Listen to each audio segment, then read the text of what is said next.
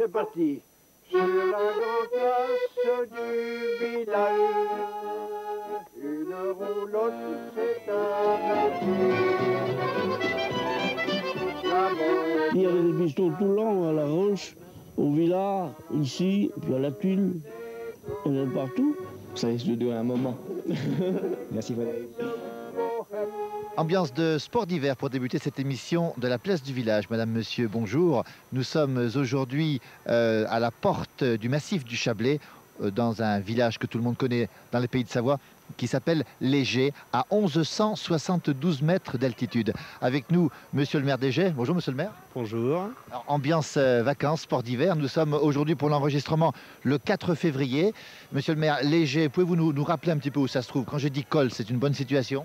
Oui, Léger se trouve donc sur un col entre le Faucigny et le Chablais, sur la route des Grandes Alpes, donc sur le CD 902, entre Taninges et le lac Léman. C'est ici qu'on pénètre dans le Chablais. Voilà, on rentre ici dans le Chablais, on rentre également dans le fabuleux domaine des Portes du Soleil. On en reparlera aussi. On est à combien de kilomètres de Cluse ici? 22 km. De Taninges? De Taninges, 11. Monsieur le maire, comment on appelle les habitants d'Égé? Donc les habitants d'Égé sont les Gétois. En patois, on disait les Dégé. Les DG en patois? Oui. L'origine du nom, Léger, ça vient d'où? Donc Léger, c'est comme la Giette et pas mal de noms un peu similaires. C'était des sentiers, surtout dans la forêt, pour débarder le bois. Donc c'est des chemins. On retrouve ce nom d'ailleurs dans des villages également du Valais. On verra que le bois ici a beaucoup d'importance aussi. Monsieur le maire, le nombre d'habitants d'Égé? Donc 1300 habitants au dernier recensement. Population qui est tendance à augmenter? Oui, il y avait une bonne augmentation, 17% de plus par rapport au recensement précédent. Beaucoup de jeunesse d'ailleurs, puisque nous avons près de 200 enfants dans nos écoles, ce qui avait entraîné d'ailleurs la réalisation d'un groupe scolaire important il y a 3 ans. C'est bon signe pour une commune d'avoir des enfants. Monsieur le maire, quand on pense au Gé, on pense inévitablement au musée de la musique mécanique dont vous êtes le fondateur, je crois. Oui, c'est exact. Donc, ce musée regroupe tous les appareils à reproduire les sons depuis leurs origines, que ce soit des boîtes à musique, piano mécanique, orgue de manège. Il y a une collection très importante et qui est unique en Europe et que nous présentons au G. N'en dites pas plus, monsieur le maire, parce qu'on ira faire un tour dans le musée tout à l'heure. Monsieur le maire, les activités des Gétois, qu'est-ce qu'ils font ces gens-là? Bien sûr, il y a le tourisme. Bien sûr, maintenant c'est essentiellement le tourisme, avec aussi beaucoup d'artisans qui travaillent au niveau du bâtiment, et cela étant bien sûr lié également à l'activité touristique de la commune.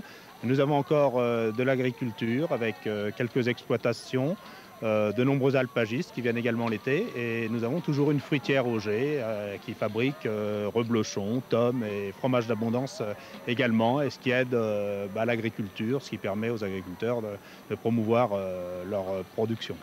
Il y a le bois, donc des scieries? Oui, encore 3 scieries au Gé, donc c'est également une chance, ça permet un peu de diversification. L'exploitation du bois assez importante, la commune coupe 1200 mètres cubes par an, c'est sa production d'ailleurs annuelle. Et au niveau du bois, d'ailleurs, un projet important pour aider à nettoyer nos forêts, c'est un projet de chaufferie bois soutenu par la région Rhône-Alpes qui va être assez important puisque 11 bâtiments communaux seront alimentés par ce réseau de chaleur. Aujourd'hui, c'est le tourisme qui domine l'activité ici? Oui, bien sûr, à 90%. Donc c'est le tourisme qui fait vivre les Gétois et qui permet de garder notre jeunesse au pays. Ski alpin, ski de fond, on en reparlera avec un responsable de l'Office du tourisme. Monsieur le maire, si je vous dis que Léger a parfois soutenu la comparaison avec Megève, notre station, et que depuis peu, Megève a un peu distancé Léger, c'est vrai? Disons que Megève, c'est déjà un gros bourg, puisqu'il y a 5000 habitants permanents. Mais sinon, c'est vrai que beaucoup de gens nous comparent à Megève. Il y a, je pense, au niveau de la qualité de l'habitat, la qualité de l'accueil, du côté village, de la convivialité de notre station, beaucoup de similitudes avec nos amis de Megève. Vous êtes aussi, tout comme Megève, un véritable village. Monsieur le maire, merci beaucoup. On va partir maintenant à la découverte justement de ce village d'Égé, 1172 mètres d'altitude. Monsieur le maire, merci. Merci.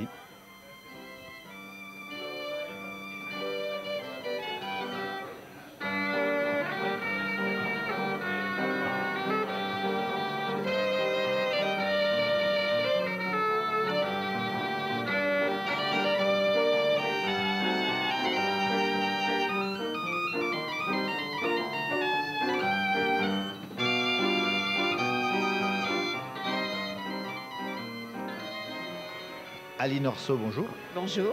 Vous êtes la responsable du musée de la musique mécanique ici au Gers. Oui, exactement, depuis le 22 juillet 1988. Ouverture de ce musée, 88. Ouverture officielle de ce musée.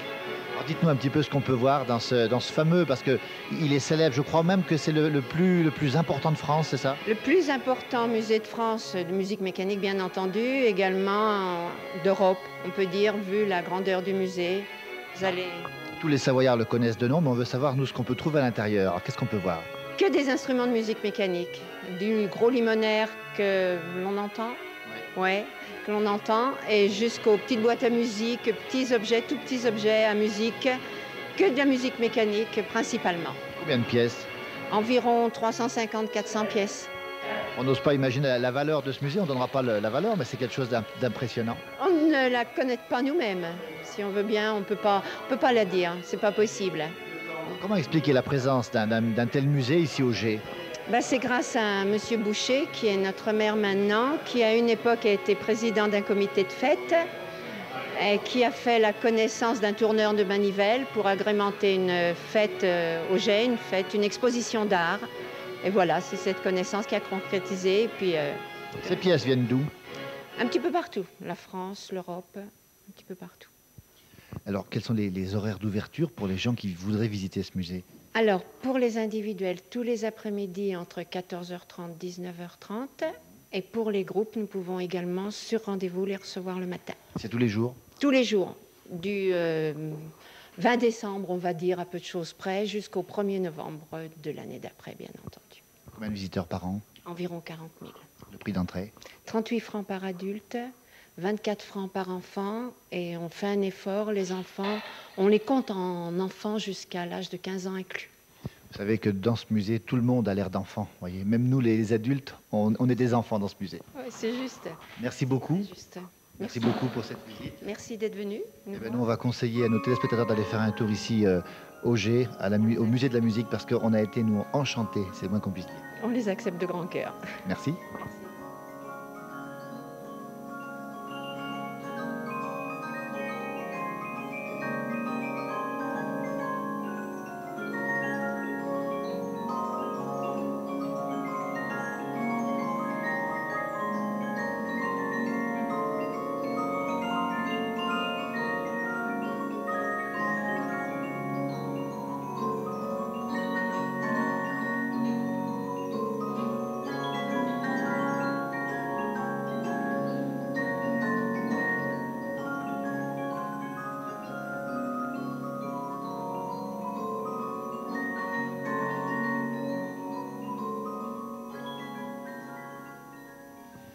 Christophe Munier, bonjour.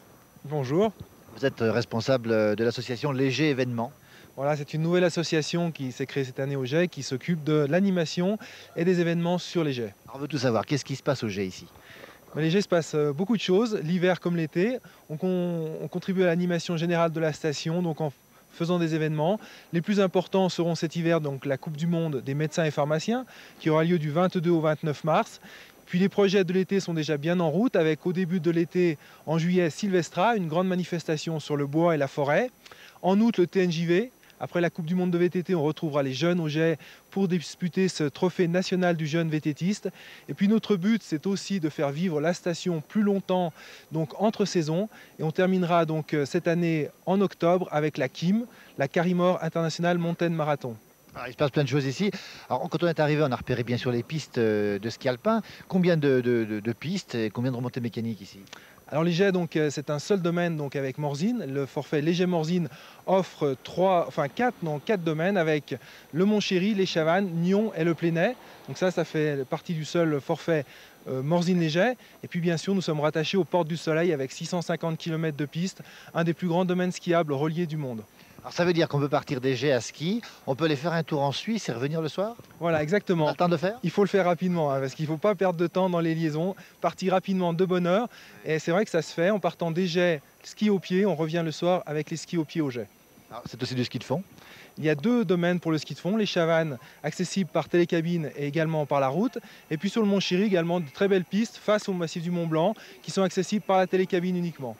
Une patinoire aussi, sur laquelle nous sommes d'ailleurs. Voilà, nous sommes sur la patinoire. On espère que cette patinoire va donc bien remplir son office cette année. Elle est en plein centre des Jets. C'est super pour l'ambiance, pour le spectacle. Et vraiment, c'est une réussite cette patinoire. Il faut préciser, c'est une patinoire extérieure. On est en plein soleil, là, on peut bronzer en faisant du patin. C'est rare quand même ça. Ouais, c'est une patinoire extérieure, mais artificielle, hein. Oui, artificiel. Donc c'est pour ça qu'on maintient une très bonne qualité de glace tout au long de la saison. Qu'est-ce qu'on peut dire encore sur les jets? On a beaucoup parlé aussi d'une station un peu, je dirais, haut de gamme. Est-ce que c'est le cas encore aujourd'hui? Les Jets est une station à vocation familiale, mais avec une population de touristes d'un niveau relativement élevé quand même. On peut donner des noms de vedettes qui sont venues ici ou qui sont encore ici en ce moment? Alors, on va pas donner de nom, mais c'est vrai qu'il y en a.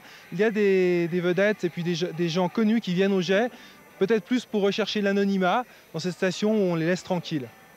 Merci beaucoup. Vous avez d'autres grands projets pour l'avenir des jets? Nous avons des grands projets au niveau des activités d'été, avec notamment des espoirs pour une Coupe du Monde de VTT en 98. Et puis un grand projet, c'est les championnats du monde de VTT autour de l'an 2000. Merci beaucoup. Bonne chance à la station des jets. Merci. Merci, à bientôt au Jet.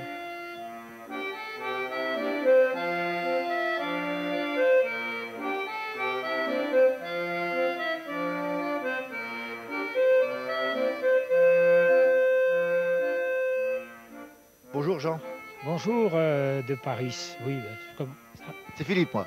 Philippe, Voilà. oui, Philippe, ah oui, bien, très connu. Merci. Vous aussi. Vous aussi. Je sais pas. Ici au jet, Jean Coppel, il est incontournable. Pourquoi? Non, ben, je suis d'une nature, j'aime beaucoup le contact, j'aime les bons côtés de l'existence, ma femme trouve que j'en abuse peut-être même un peu, hein. Bon, mais enfin, je peux pas changer. Un bon vivant, comme on dit. Un bon vivant, voilà, ouais, c'est le mot. Ouais. Jean, ça va vous faire bientôt 72 ans? 72 ans aux cerises, comme on dit. Je suis né au mois de le 16 juin 1925. Alors bon, le compte y est, bientôt. Jean, vous avez une bonne mémoire en plus. Racontez-nous les jets dans les années 30, à quoi ça ressemblait? Les années 30, ça correspond à mes premières années d'école, d'arrivée à l'école. Bon, c'était encore essentiellement activités rurales, paysans, élevage et forêt. On travaillait beaucoup là-dedans. Les hameaux déjà étaient encore habités partout. Certains aujourd'hui ont disparu, hein, abandonnés. La vie était très différente, dictée par la conjoncture. Hein, La vie était dure? La vie était dure, mais elle était sympathique. Moi, j'en garde un souvenir de mon jeune temps. On n'était pas riche, comme on dit, bien loin de là, mais on manquait de rien. Je crois que tout le monde... on était logés, on habitait dans des maisons, il n'y avait pas le grand confort. Hein, on n'avait pas l'eau courante à l'intérieur. On faisait sa toilette dans une cuvette avec un peu d'eau chaude. Il y avait toujours la casserole d'eau chaude sur le fourneau. C'était loin de correspondre à ce qu'on a aujourd'hui. Je dirais en passant que j'apprécie la vie d'aujourd'hui, mais enfin... Jean, vous alliez à la messe le dimanche? À la messe, oui, bien sûr. C'était obligé? Ah oui, puis au Vêpres. Au Vêpres aussi? Ah oui, ma mère nous envoyait au Vêpres, on allait au Vêpres. Ouais, ouais. Vous y alliez de bon cœur ou pas? Beaucoup de gens y allaient. Bon, puis j'avais le curé. Alors, en plus, à cette époque, vers l'âge de 11-12 ans, le curé des Jets, qui était l'abbé Châtel, qui est mort à Villy-le-Bouvray il n'y a pas longtemps, il voulait que je me fasse curer. Non. Ah oui! J'allais au Vêpres, il m'invitait chez lui à la cure. J'aimais lire, beaucoup lire. Je lisais beaucoup, toute la nuit un livre. Bon. Il me donnait de la lecture. J'avais ma grand-mère, Céline, qui avait des soins. Il y avait la sœur garde-malade qui venait lui donner. Alors la sœur s'y mettait aussi, la sœur garde-malade. Ah oui. Tout le monde s'y mettait alors? Ah oui, mais alors, ma mère, pour une bonne paysanne déjà, elle avait de la jugeote. Parce que dans certaines familles, hein, c'était de règle, on devait avoir un curé dans la famille. Il fallait y aller. J'en connais. Qui n'y sont pas allés par plaisir, mais ils y sont allés. Ma mère a toujours répondu, c'est lui qui décide. Hein. Oui. S'il veut y aller, il ira. S'il ne veut pas y aller, on ne va pas l'obliger. Non, mais c'était déjà... hein. Alors Jean, pourquoi vous n'avez pas fait curé alors? Non, mais je sais pas, je me sentais pas attiré, non. Je l'ai peut-être regretté après. J'ai beaucoup des amis curés, c'est quand même pas mal la vie de certains. Hein, ils ont une existence assez. Ouais, il faut avoir la foi. Je suis encore catholique pratiquant, je suis encore à classer. Je vais plus à la messe tous les dimanches. Hein. Bon, je m'en fais plus. Enfin, j'aime y aller. Mais je vous avouerai que la messe du dimanche, à l'époque, c'était quand même une bonne tradition. Mais on y allait, c'était pour l'après-messe. Oui. Rencontrer les copains, on allait boire, on buvait des canons, on se retrouvait, on discutait. C'était l'occasion de la rencontre entre tous les gens du pays. Alors, j'ai conservé cette tradition. J'aime bien, on se retrouve des anciens. Jean Coppel, autrefois, on croyait au bon Dieu, mais on croyait aussi à d'autres choses ici au Gers. Si on croyait à d'autres choses, oui, ou faire allusion, c'était du surnaturel, hein, oui. Toujours. La sorcellerie. La sorcellerie. Oui, ah bah bien sûr, c'était... par exemple, on allait, entre voisins, on allait à la veillée, les femmes tricotaient. Ben, j'ai connu les gestes, hein, l'électrification. C'était encore la lampe à pétrole. Alors, les trois quarts de la conversation, c'était les trucs de sorcellerie. Ah oui, à la veillée, ça. Oui, à la veillée, mais tous les gamins, on écoutait ça. On n'osait plus sortir dehors dans l'obscurité. On dit, on va rencontrer le diable ou je sais pas qui. Hein. Genre, les gens, ils croyaient au diable ici, autrefois? Ah oui, j'y croyais, bien sûr. Si on était damné, si on méritait pas le ciel... on allait en enfer et le diable nous rôtissait là, oui. Et les sorcières, il n'y en avait pas des sorcières ici? Non, qui est vraiment... Non, on mettait sur le dos de quelques-uns qui manipulaient cette science de sorcellerie, qui mettaient des sorts aux gens, mais enfin, sorcières telles qu'on... ça se décrit. Oui, non. non. Votre maman, elle croyait à ces choses-là. Un peu, oui. Elle y croyait. Elle était d'un mot en face, le versant en face. Elle disait qu'il y avait une vieille fille, une vieille dame voisine. Elle pour exorciser une fois par an, elle mettait le chaudron accroché à la crémaillère dans l'âtre, elle y mettait des clous rouillés chez Jobectan qu'elle faisait. C'était pour exorciser la maison du mauvais sort. Ouais. Ça m'a raconté, elle disait ça, elle faisait chauffer, bouillir, un tas de choses, mais des clous rouillés. Elle a connu aussi une histoire de beurre, je crois. Oui, elle nous a raconté ça souvent. Il paraît que c'était authentique. Un voisin dans son village de naissance, avait récupéré, je ne sais pas de qui, le petit Albert, le bouquin qui a des formules qu'on utilise pour faire toutes sortes de choses. Alors, il y avait une page où on pouvait récupérer le beurre du voisin. Bon, alors, il avait choisi le jour où la voisine battait le beurre. Il fallait faire en même temps. Alors, la voisine se met à battre le beurre. Toute la matinée, rien, pas de beurre, la crème toujours liquide, pas de beurre. Elle n'y comprenait plus. Alors le voisin, il était quand même franc. Il est venu voir si le truc avait fonctionné. Oui, bon. Alors il a dit, viens chez moi du beurre, j'en ai plein ma baratte. Alors, il lui avait donné le beurre. Et donc, c'est le voisin qui avait pris le beurre? Oui, il avait pris le beurre, ça avait marché. Le beurre s'était tout retrouvé dans sa baratte. C'est quand même surnaturel, ça. Hein? Je sais pas. J'aurais voulu voir, mais enfin... Jean, on va revenir à des choses plus naturelles. La première remontée mécanique au Gers, vous vous en souvenez? Oui. Oui, je l'ai vu se construire. Elle a dû fonctionner l'hiver 35-36. Ouais. Elle a la boule de gomme aujourd'hui, mise en place par un commerçant de Vienne, Servetas, qui est toujours là. C'est le fils maintenant. Oui, je l'ai vu se construire, marcher. Ça a changé la vie du village, l'arrivée du ski? Beaucoup, bien sûr. L'emploi, ça a apporté de l'aisance, certainement. Bon, par exemple, les propriétaires de terrain dans le centre, très vite, on est venu acquérir des terrains pour construire. Ils ont négocié quelques parcelles, ça les a mis à l'aise pour réaménager leur maison ou acheter du matériel ou autre, bien sûr. Ça a été une chance énorme pour la station, pour le village. Oui, je pense. J'imagine les jets sans les sports d'hiver aujourd'hui. Hein. Par exemple, les jets, une commune assez étendue si on veut, mais 1600 habitants en 1850, 1100 en 1900. Et en 1936-37, on vient de s'entretenir, 630. Oh là là. Ouais, oui. Et aujourd'hui, population recensée, 1300. Bon. Ça remonte donc bien. Ça, c'est l'essor touristique, sport d'hiver qu'il a apporté. On dit que les jets sont très enneigés. La station est très enneigée parce que c'est un col, c'est vrai ça? Je le crois un peu. J'ai un ouvrage chez moi que j'avais acheté, La neige, une étude Centre de la culture savoyarde à Conflans. La neige, on traite de la neige dans tous ses aspects économiques, sociologiques. Bon.